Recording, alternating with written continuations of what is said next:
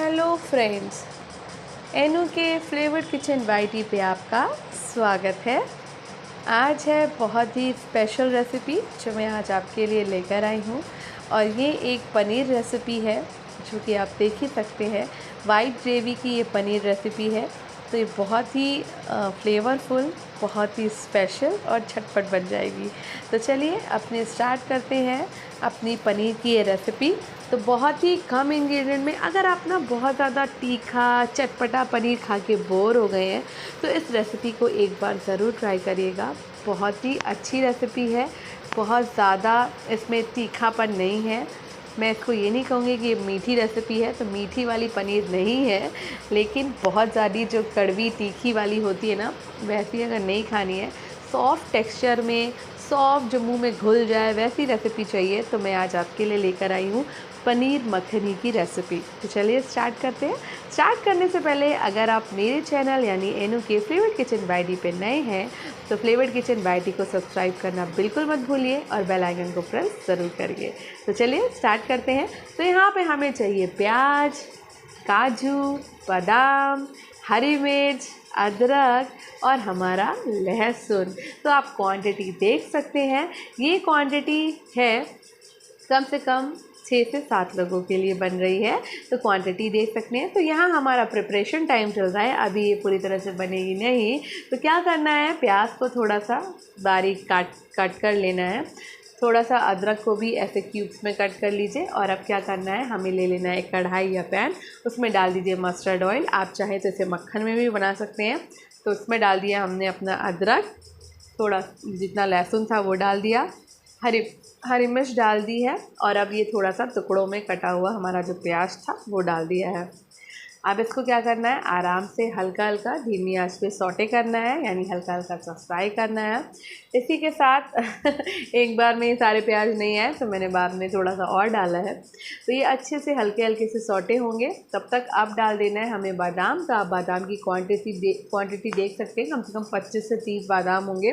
और काजू बहुत सारा है, तो मैंने ये टूटा हुआ काजू है, प्लस मैंने इसको थोड़ी देर भिगो दिया था, इसलिए ये थोड़ा फूल के ज़्यादा दिख रहा है। नहीं तो ये मतलब काजू अच्छी खासी क्वांटिटी में है, तो मैंने कम से कम 30 काजू के आसपास इसमें डाले होंगे।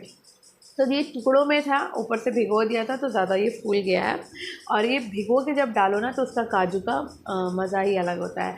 अब क्या करना है, इस सारी सब्ज़ी को हमें सॉफ्ट कर लेना है। और जब हमारा प्याज अच्छे से इस तरह से सॉफ्ट हो जाएगा तो इसको क्या करना है, निकाल लेना है। बहुत ज़्यादा सॉफ्ट नहीं करना है, बस क्रंची क्रंची सा।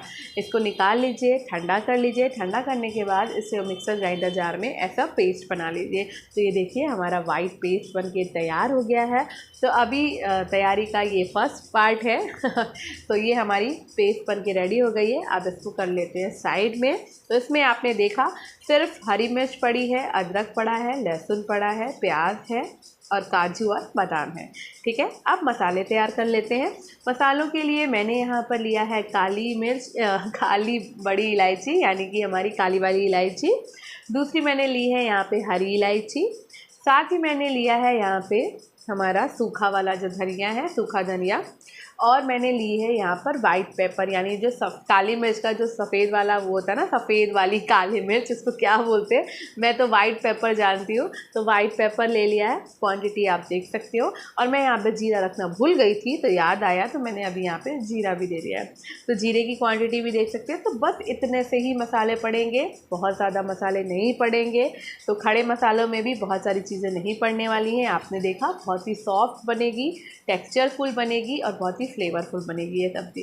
तो अब क्या करना है, इतने ही मसालों को हमें अच्छे से ड्राई रोस्ट कर लेना है, यानी अच्छे से इनको गैस पे आंच पे भून लीजिए। धीमी आंच पे मसालों को हमेशा भूनिए, नहीं तो मसाले क्या होते हैं, जलने लगते हैं। तो जिसमें धनिया हमारी बहुत जल्दी जलने लग जाती है, तो इसलिए हमें इनको आराम से सॉफ्ट धीमी धीमी आंच पे भून लेना है।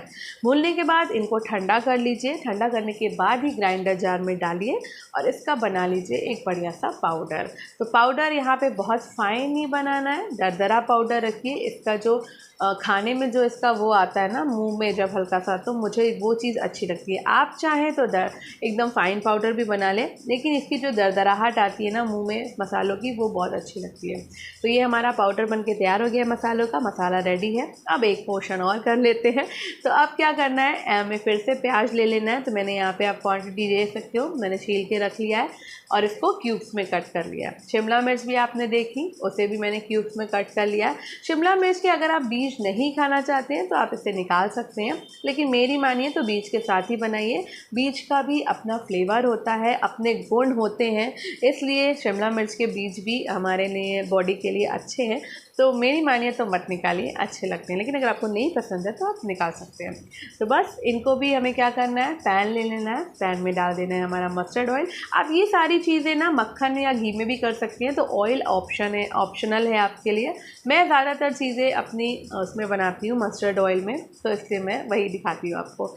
तो अब इसमें क्या करना है, तेल अच्छे से गर्म हो जाएगा, उसके बाद अपनी शिमला मिर्च और प्याज को डाल देना है, दोनों को साथ ही डाल दीजिए और बस ना तेज़ आंच पे यानी कि फुल फ्लेम पर इसको ना सौटे करिए। सौटे करना है, वेट बिल्कुल नहीं करना है, क्योंकि बहुत जल्दी ये पक जाते हैं, जलाइएगा बिल्कुल नहीं।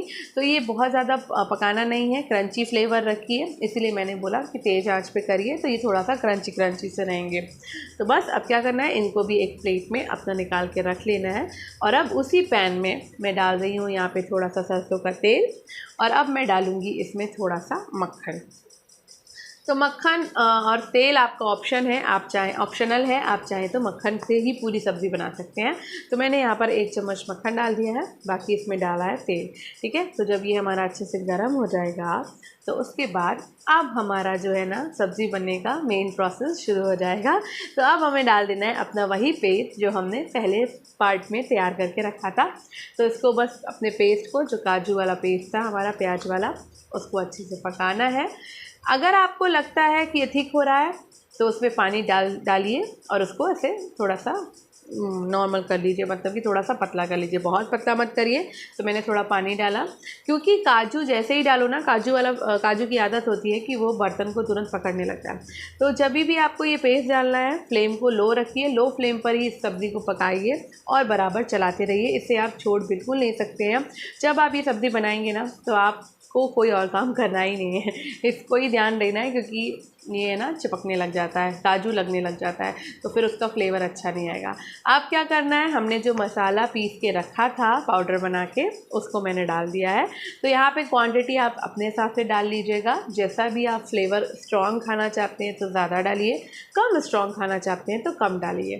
तो बस वो मसाले डाल दिए हैं, और कोई भी मसाला इसमें नहीं पड़ेगा, ना हल्दी पड़ेगी, ना एक्स्ट्रा धनिया पड़ने वाली है, कुछ भी नहीं। जब ये ऐसे इस तरह से देख रहे हो ना आ रहा है, तो अब इसमें क्या करना है, हमें डाल देना है 1 कटोरी दही। तो दही आपको बस ये याद रखना है कि ताज़ा दही डालिएगा, बिल्कुल भी खट्टा दही नहीं होना चाहिए, वरना पूरी सब्ज़ी का टेस्ट बिगड़ जाएगा। तो ताज़ा मीठा दही डालिए, खट्टा दही बिल्कुल मत डालिए। और अब हम इसमें स्वाद अनुसार डाल देंगे नमक। तो मैंने यहाँ पे नमक डाल दिया है। सब्ज़ी पक रही है मेरी, धीमी आंच पे पक रही है, और आप देख रहे हो मैं किस तरह से चला रही हूँ, साइड के पोर्शंस को भी छुड़ाती जा रही हूँ और नीचे तली भी चला रही हूँ। तो क्योंकि ये ना साइड में भी चिपकने लग जाता है तो फिर फ्लेवर अच्छा नहीं आएगा। और बीच बीच में जब मुझे लगता है कि ये गाढ़ी हो रही है तो यहाँ पर मैं डाल रही हूँ पानी। तो पानी डालना बहुत ज़रूरी है, वरना सब्ज़ी ना अच्छे से पक नहीं पाएगी। तो थोड़ा थोड़ा करके पानी डालिए, क्योंकि हमें बहुत वाटरी वाली नहीं बनानी है इसको, बहुत ग्रेवी वाली। तो मैं ऐसी थोड़ी सी थिक थिक सी बना रही हूँ। तो अब क्या करना है, जब ये ऑलमोस्ट पक गई जाएगी हमारी ग्रेवी, तो अब हमें इसमें डाल देना है थोड़ा सा गरम मसाला। तो मैंने थोड़ा सा गरम मसाला डाला है, बहुत ज़्यादा नहीं डाला है, क्योंकि ऑलरेडी हमने यहाँ पे खड़े मसाले पीस के डाल चुके हैं। तो अब डाल देनी है हमें यहाँ पे कसूरी मेथी। तो कसूरी मेथी हमें एकदम लास्ट में ही डालनी है, जब हमें लगे कि हमारी पूरी सब्ज़ी बनके तैयार हो गई है। तो कसूरी मेथी डालते ही इसका कलर कितना अच्छा हो गया, वाइट और थोड़ा सा ग्रीन। तो बस अब इसको पकाते रहिए, और जब भी पानी का इस्तेमाल बीच में करिए ना तो हमेशा गर्म पानी ही डालिएगा, ठंडा पानी बिल्कुल मत डालिएगा। और अब मैंने ये 2 चम्मच डाल दी है क्रीम। तो क्रीम आप चाहो तो क्रीम डालो, मैंने वैसे डाला है इसमें फिटी हुई मलाई, तो मैं घर की मलाई का इस्तेमाल करती हूँ। तो मैंने फेंट करके मलाई को डाल दिया था, और अब उसके बाद मैंने डाल दिया इसमें पनीर। तो पनीर पता नहीं कैसे शूट नहीं हुआ, मुझे नहीं पता कैसे स्किप हो गया मुझसे जब मैं पनीर डाल रही थी, और मैंने डाला बहुत अच्छे से पनीर था, पता नहीं वो पार्ट कैसे मुझसे स्किप हो गया। तो मैंने आपको बता दूं, मैंने पनीर डाला था कसूरी मेथी के बाद सीधे, मलाई डाल के सीधे कसूरी मेथी डाल दी है और हमने पनीर डाल दिया। पनीर को थोड़ा सा पकाने के बाद अब जो हमने अपनी शिमला मिर्च और प्याज को थोड़ा सा क्रंच करके रखा था पका के, अब उसे डाल देना है। ये सबसे लास्ट में पार्ट जाएगा। बस इसको डालते ही 2 मिनट और पकाइए और उसके बाद फ्लेम को ऑफ़ कर देना है। तो आप थिकनेस देख सकते हो इसकी कैसी है।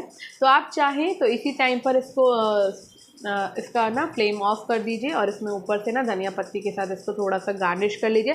बहुत ज़्यादा धनिया पत्ती मत डालिएगा, नहीं तो उसका फ्लेवर फिर अजीब हो जाएगा। तो थोड़ी सी धनिया पत्ती डालना है, बिल्कुल जितनी मैंने डाली है उतनी। और इसका ना फ्लेम को ऑफ कर दीजिए। ये ऑलरेडी बन चुकी है। जैसे जैसे ये ठंडी होगी ये और थिक होती जाएगी, तो इसलिए इस टाइम पर हमें अपना फ्लेम ऑफ कर देना है। तो आपने देखा ना इसमें हल्दी पड़ी है, ना बहुत ज़्यादा मसाले पड़े हैं, और मिर्च का इस्तेमाल तो मैंने ना के बराबर किया। स्टार्टिंग में ही सिर्फ हरी मिर्च डाली थी बस। तो बस हमारी ये पनीर मखनी बन के हो गई है तैयार। तो अब कर लेते हैं इसको सर्व। तो मैंने यहाँ पे इसको सर्व किया है हांडी में। तो आप देख सकते हो मैं इसको हांडी में डाल रही हूँ, और हांडी में जाने के बाद इसका फ्लेवर भी अच्छा हो गया और ये बड़ी सुंदर भी लग रही थी, क्योंकि हांडी का कलर है हमारा बढ़िया सा मरून सा ब्राउनिश था, और इसमें ये वाइट ग्रेवी जा रही है, और ऊपर से शिमला मिर्च का ये ग्रीननेस बहुत सुंदर लग रही थी सब्ज़ी। और जितनी सुंदर लग रही थी देखने में उतनी ज़्यादा ये फ्लेवरफुल है खाने में। बहुत ही स्वाद बनी है। इसका स्वाद ऐसा है ना, मुंह में रखो घुल जाएगी एकदम, ऐसा स्वाद इसका। तो बोर हो गए थे बहुत ज़्यादा चटपटी चीज़ें खा खा के, तो सोचा एक नॉर्मल सी बनाई जाए। और मौसम भी इस समय इतना अच्छा चल रहा है कि बस मन करता है ना कि कभी चटपटा खाओ तो कभी एकदम लाइट खाओ। तो बहुत ज़्यादा मसाले नहीं है इसमें, आपने देखा। तो एक बार पनीर मखनी की रेसिपी ट्राई करके ज़रूर देखिएगा, बहुत ही अच्छी रेसिपी है ये।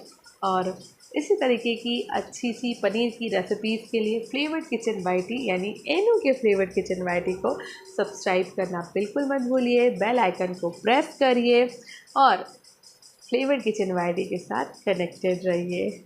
तो सबके साथ शेयर करिए, खाइए, खिलाइए, मज़ा लीजिए अच्छी सी रेसिपीज़ का, अच्छी सी वेजिज़ का। इसको आप चाहें तो पनीर के साथ पनीर के साथ, अगर आप चाहें तो इसको कुलचे के साथ खा सकते हैं, नान के साथ खा सकते हैं। मैंने तो उसके साथ नान बनाई थी, जल्दी वो रेसिपी अभी आपके साथ शेयर होने वाली है। Thank you for watching.